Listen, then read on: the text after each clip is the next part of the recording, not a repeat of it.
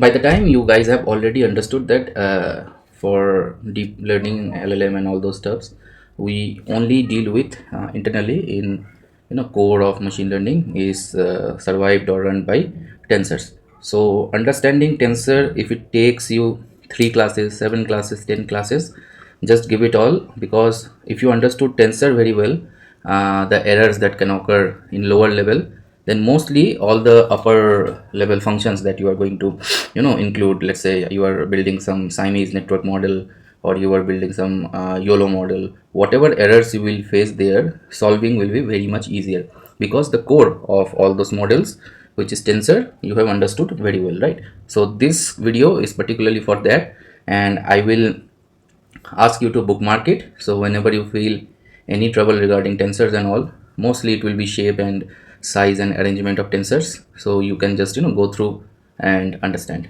Okay, so let's start. So in PyTorch, how we can create tensor, we have seen in previous, right? It's torch.tensor. So you are importing the torch module and you are calling the tensor method, right?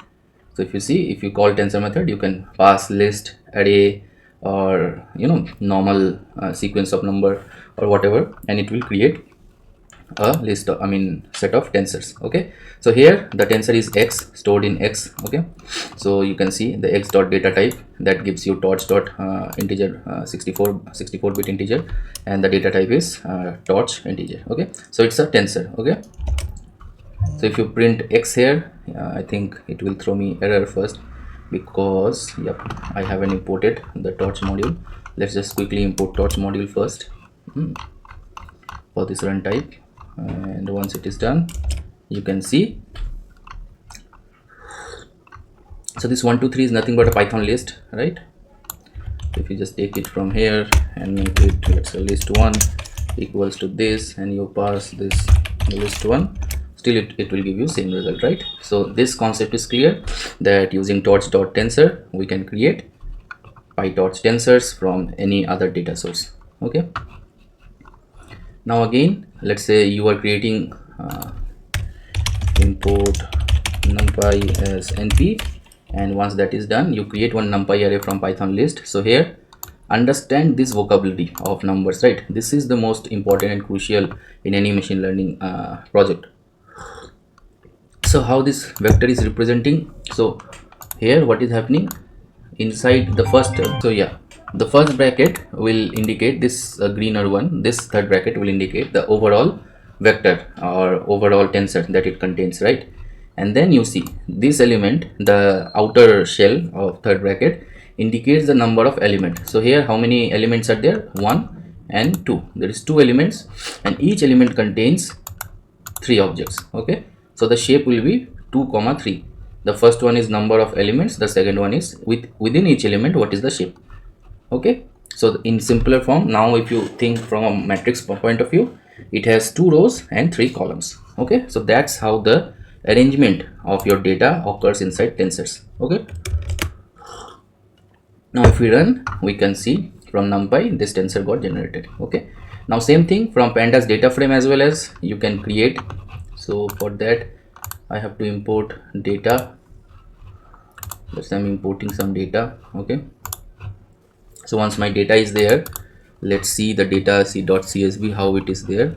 So you can see you have distance miles and delivery time in minutes. Okay, for 1.6 kilometer the time of delivery is 7.22 minutes, and blah blah blah. Okay, 3 entries are there.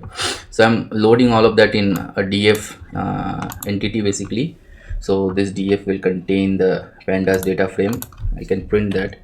Okay, print, okay, let's say type, and what is the type of df, I can do that. Okay, and then what I'm doing, extracting the data as a numpy array from the data frame.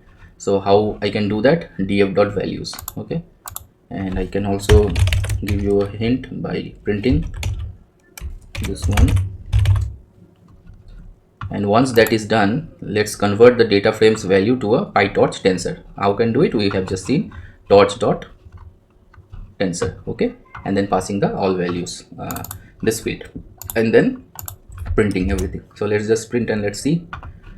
PD is not defined. Okay, import pandas as PD And these steps are very important. Will if you understand this one, the rest bigger objects, right? Let's say you are applying k-mean clustering, so mostly it's vector algebra, we have already mentioned, right? Even in neural networks, it's nothing but vector algebra, activation function, loss function, backpropagation, and the loop goes on until it converges, right? So this tutorial or this video will help you in a very good way. So now you can see this is the first thing what I am printing is the data frames type. So you can see it's pandas core data frame object, and the second one what we are printing all the values of the CSV. So as you can see what value it contains, 1.6, 7.22, that will be the first object, then the second object, then the third object, and you can see we have 3 entries, right? So 3 entries.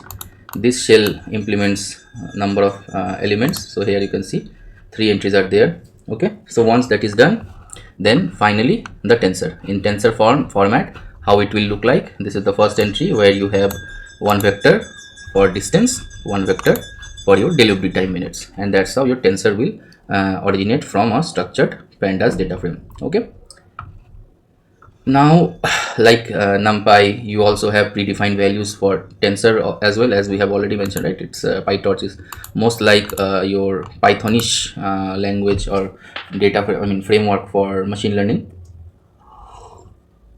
So here torch.zeros will create with the shape that you will provide in the input, the similar kind of tensor with pre-filled 0 values. Similarly you will have torch.ones, okay, torch.random to generate random integer values from not integer values, from random values from 0 to 1. Okay, and also there are multiple methods to generate, let's say from sequence, torch.arrange. So these are not important, these things will be required very frequent. This shape understanding is much more important. So yeah, once these are done, I think I'll attach this sheet as well as in the video, so you can go along with me, or you can go in your free time just once to try it out. Okay, and next thing is understanding shape. So this dot shape will give you the shape of the tensors. So how you will have to understand, as I mentioned, the very outer shell of this third bracket will give you the whole tensor. So eliminate this first shell and then count how many this brown one, right? This will give you the number of elements inside one tensor, the whole object basically. Okay, so here you can see you have 2 elements, so that 2 will come very first in the shape. Now when you are trying to print the shape, yeah, how many elements I have? So I have 2 elements, and with every 2 elements, what is my shape? My shape is, I have only 3 elements there inside a vector, right? So 2 comma 3. So if you print this one, it will be like this. And now let's say, okay, another code, just print everything, and let's say I am doing this, let's say 1 comma 1, okay, let's say 2 comma 2, and here let's say 3 comma 3 in my first element, and second element let it be, and let's print the shape. What it gives? It gives list indicates must be integer or slices, not tuple. Okay, blah blah blah blah stuff. So some see what we are getting. We are getting one error, and this error is mostly will occur when you are trying to do or build some PyTorch model, or for say let's say any TensorFlow model where you have tensors, you will face this kind of error. These are shape errors. So let's debug what it is saying. It is saying that list indices must be integer or slices, not tuples. Okay, so I am getting that here when we are defining, we are doing some mistake, that's why it is throwing us error. So as we have mentioned, the use of the third brackets, right? So how we can use third brackets? The first third bracket should indicate this one is the number of element. Okay, so let's just isolate this one. Okay, so I'm isolating this one, so this one is indicating my number of elements. So as per this, we have only one element, right? Now the second one, this brown one will indicate the elements inside our vector or tensor, right?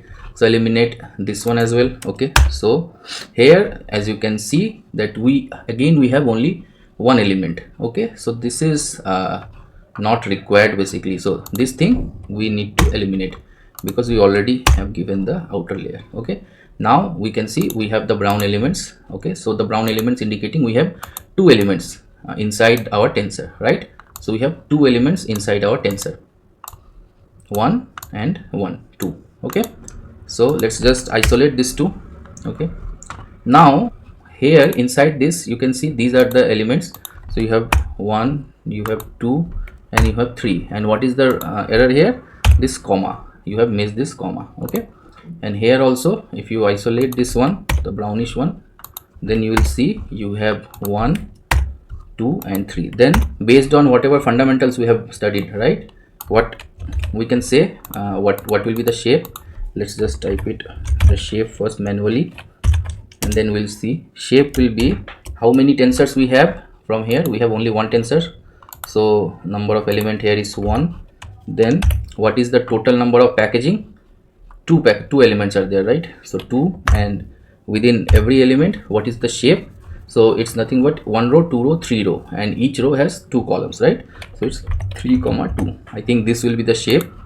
And let's see, if we just try to print, you can see it's 2 comma 3 comma 2. Okay, so I have given one extra.